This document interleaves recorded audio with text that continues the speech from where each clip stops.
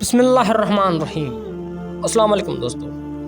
اللہ کے رسول حضرت محمد رسول اللہ صلی اللہ علیہ وسلم بار بار امام حسین کو بلند کر کے دنیا کو یہ بتاتے تھے، یہ حسین مجھ سے ہے اور میں حسین سے ہوں۔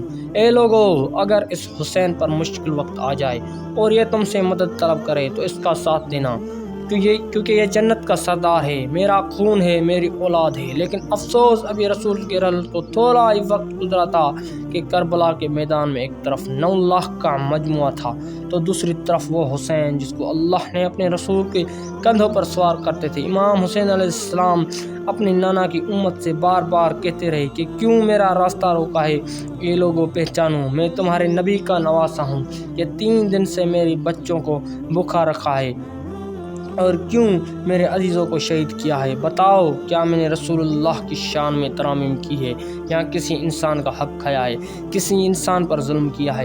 اتنے میں فوج یزید ایک آواز کہنے لگی، اے حسین، ہم سب تمہیں اپنا بابا علی کی بغض میں قتل کر رہے ہیں تاکہ یزید ہماری جھولیاں دولت سے بھر دے۔ امام حسین نے فرمایا، اے لوگو، آج جس اسلام کا علم تمہارے ہاتھوں میں بلند ہے، یہ علم میرے بابا علی نے بلند کیا۔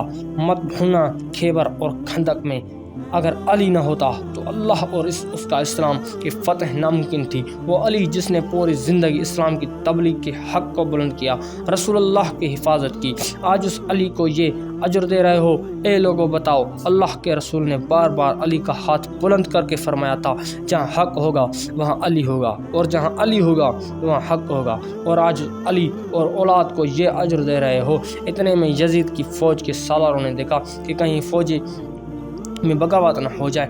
اے شمر، کیا دیکھ رہے ہو؟ حملہ کرو۔ بس لاکھوں کی فوج نے جب رسول اللہ کے نوازے پر حملہ کیا تو امام حسین علیہ السلام نے اللہ کا نام لیا اور ذوالفقار کو نکالا۔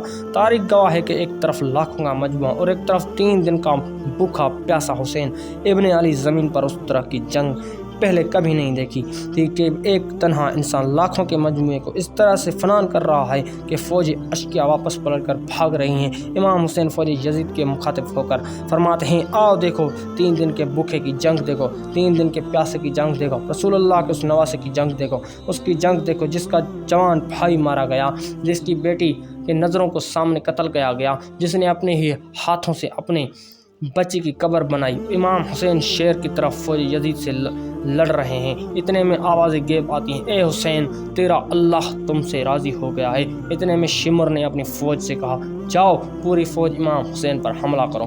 تو پوری فوج نے تیر چلانے شروع کر دیے اور آپ زخمی ہو گئے اور آپ کے جسم میں جو چیز تھی ان کو لٹنے لگے۔ آپ کے ہاتھ میں انگوٹھی تھی، وہ انہوں نے اتارنے کی کوشش کی تو وہ نہیں اتری، تو اس نے آپ کی انگوٹھی کاٹ کر لے گئے اور انہوں نے کہا کہ اس کی لاشوں کو وہ حشر کرتے رہو کہ کوئی بھی یزید کے خلاف آواز نہ اٹھائے، کہ جسم کے سروں کو کاٹ لو اور سب کے لاشوں کو پامال کر دو۔ تو زمین کربلا کے واقعہ ہے کہ ایک آدمی اٹھ کر آتا ہے اور کہتا ہے کہ ہم حر کی لاش کو پامال ہونے نہیں دیں گے۔ اتنے میں بی بی امیلہ کا قبیلہ آ کے کہتا ہے، ہم علی اکبر کی لاش کو پامال ہونے نہیں دیں گے۔ کہیں بی بی رباب کے قبیلہ کے لوگ کہتے ہیں، ہم علی اصغر کی لاش کو پامال ہونے نہیں دیں گے۔ ایک ایک شہید کی لاش کو پامال ہونے سے ہٹائے گئے۔ تاریخ گواہ ہے کہ رسول اللہ کا اکیلا نواسا کربلا کی طرف زمین پر پڑا رہا اور مغرب کے گھوڑے مشرق کی طرف اور مشرق کے گھوڑے مغرب کی طرف دوڑے رہے۔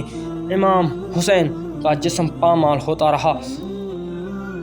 امام جعفر صادق فرماتے ہیں، میرا سلام ہو اس غریب دادا پر جس کی لاش کو اس طرح سے پامال کر دیا گیا کہ ان کی دائیں پسلیاں بائیں پسلیوں کی طرف چلی گئی، جن کا سینہ اور پشت ایک ساتھ ہو گیا۔ سلام اس حسین پر جس کے جسم مبارک کی ٹکڑوں کو زمین کربلا میں بکھیرا گیا۔